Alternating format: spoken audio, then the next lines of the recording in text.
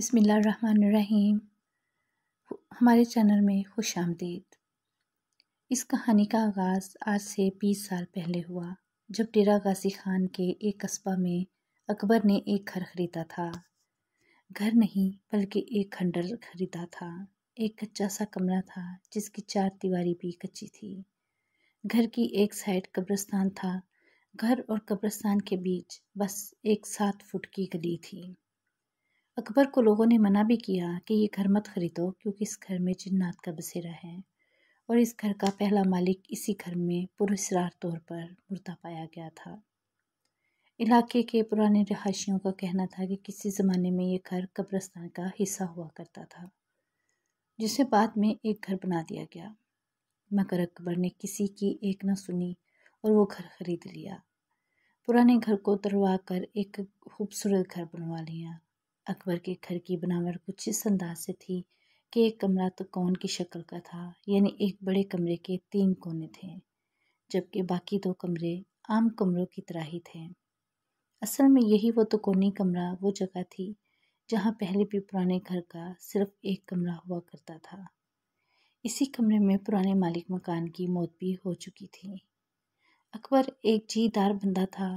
اکبر اور اس کے بچے اس گھر میں 5 سال تک رہائش پذیر رہے۔ ان کے ساتھ اس گھر میں کیا معاملات پیش آئے یہ آج تک کسی کو نہیں معلوم، کیونکہ کبھی انہوں نے کسی سے ایسا اس بات کا ذکر ہی نہیں کیا تھا۔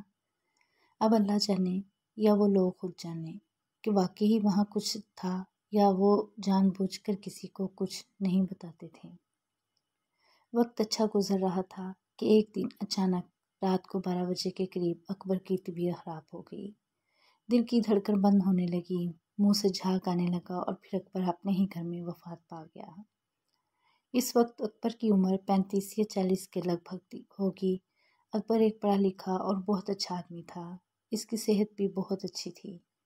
نوٹ کرنے والی بات یہ ہے کہ اکبر کی موت بھی اسی تو کونی کمرے میں واقع ہوئی تھی جس میں پہلے مکان مالک کی موت ہوئی تھی۔ اب تو اکبر کے خاندان والوں اور ارد گرد کے ہمسایوں کا شک یقین میں بدل گیا کہ اس گھر میں اور خاص کر اس کونی کمرے میں کوئی بات تو غیر معمولی ضرور ہے۔ اکبر کی وفات کے بعد اس کے بیوی بچوں نے وہ گھر چھوڑ دیا۔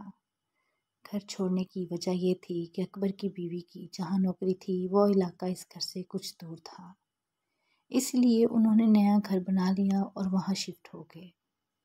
پرانا گھر کم و بیش 15 سال تک بند رہا۔ 15 سال بعد اکبر کا بڑا بیٹا، جس کی شادی کافی سال پہلے ہی ہو چکی تھی، اس کا نام علی تھا۔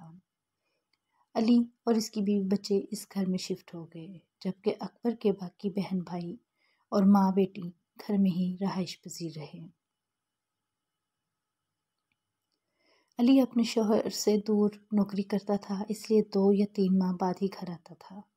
علی کی بیوی کا نام سلمیٰ تھا۔ بتاتا چلوں کہ جس دن 15 سال بعد پہلی مرتبہ گھر کا دروازہ کھولا گیا تو اکبر کا بیٹا علی اس وقت اپنی جاب پر تھا۔ حالات ہی کچھ ایسے تھے کہ علی کی بیوی اکیلی اپنے 4 بچوں کے ساتھ اس گھر میں رہنے آئی تھی۔ بچوں کی عمر 2 سال، 5 سال، 7 سال اور 10 سال تھی۔ سلمیٰ نے ایک بات نوٹ کی کہ گھر میں عجب سی ویرانی تھی، لیکن اب رہنا تو یہیں تھا۔ چنانچہ اس نے گھر کے کمروں کے تالے کھولنا شروع کیے، لیکن جب اسی تو کونی کمرے کا دروازہ کھولا تو وہاں عجیب سی منظر دیکھا۔ دروازے کے بالکل سامنے کمرے کے اندر ایک بہت بڑی چھپکلی بیٹھی ہوئی تھی۔ اس چھپکلی کا سائز عام چھپکلی سے 4 گنا تک بڑا تھا۔ جی، چھپکلی یہی تھی، عام چھپکلی جو گھروں میں عام پائی جاتی ہے، لیکن سائز میں اتنی بڑی کہ کسی کو بھی حیرت میں ڈال دے۔ سلمیٰ نے ڈر کے مارے کمرے کا دروازہ واپس بند کر دیا، اور کچھ دیر بعد کھولا تو وہ چھپکلی کمرے میں نہیں تھی۔ خیر، جیسے کیسے سامان شفٹ کر دیا گیا اور دن گزرنے لگا، مگر وہ چھپکلی بھی اکثر گھر میں ہی نظر آ جایا کرتی تھی۔ پھر آہستہ آہستہ یہ ایک معمول کی بات ہو گئی۔ سلمیٰ کو گھر میں کچھ غیر معمولی حرکات واضح محسوس ہونے لگی تھی، مگر اس نے وہم سمجھ کر ٹال دیا، کیونکہ اب رہنا تو اسی گھر میں ہی تھا۔ کچھ دن بعد جب علی جاب سے واپس آیا تو اس نے گھر کی مرمت کرائی اور کچھ دن گھر رہ کر واپس چلا گیا۔ سلما نے بازار سے پھولوں کے بہت سارے پودے خریدے اور گھر میں لگا دیے۔ ان پودوں میں ایک پودا رات کی رانی کا تھا۔ اس پر رات کے وقت پھول کھلتے ہیں۔ آپ لوگ اس پودے کو یاد رکھنا، اس کا تعلق بھی اسی کہانی سے ہے۔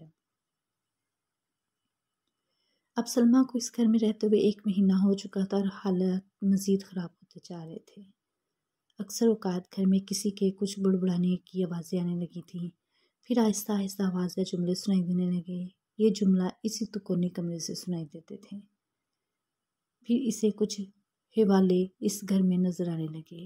اس کے بعد اسے معلوم ہوا کہ اس گھر میں جنات کی پوری فیملی آباد ہے۔ جنات کی فیملی میں ٹوٹل 5 لوگ تھے، 1 خاوند، اس کی 2 بیویاں اور 2 بچے۔ یہ جنات عیسائی مذہب کے تھے، جن کی بڑی بیوی بہت ہی غصے والی اور بدمزاج تھی۔ یہ جنات سلما کو انسانی روپ میں نظر آتے تھے، بالکل انسان جیسے تھے۔ سلما کے مطابق یہ فیملی اس کونی کمرے میں رہائش پذیر تھی۔ کمرے میں ایک چارپائی بھی پڑی تھی اور اس کے علاوہ بھی کچھ سامان اس کمرے میں موجود تھا۔